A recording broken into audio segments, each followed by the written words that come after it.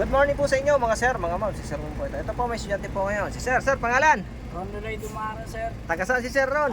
Valenzuela po. Yan, sino shoutout ni Sir? Sinashoutout ko yung pamilya ko tsaka yung maganda kong asawa. Yan Ayan lang. Sige, magta-drive na to si Sir. Ayan na si Sir Ron. Yan. Mag-additional din to si Sir ng Code 3. So yung mga gusto dyan mag-Code 3 mga Sir, dapat po ang lisensya nyo, yung Code 2 nyo is 4 na taong professional po. Wala pong nag-Code 3 ng non-pro. Yan, madami kasi nag-i-inquire. Pag non-pro ba, pwede ba mag-additional Code 3? Hindi po pwedeng mag-Code 3 ang non-pro. Requirements ng qualification ng Code 3, dapat mayroon kang Code 2 na 4 na taon na professional. Sa Code 8 naman, yung qualification ng Code 8, dapat mayroon kang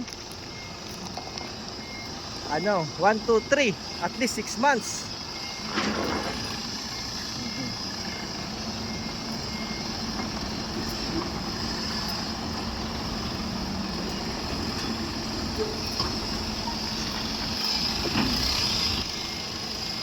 So shoutout dyan sa aking mga estudyante at followers.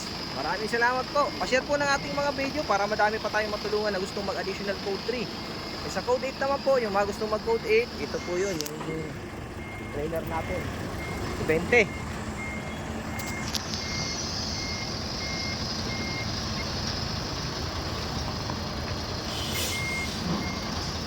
Yan, magpa-parking na to si Sir.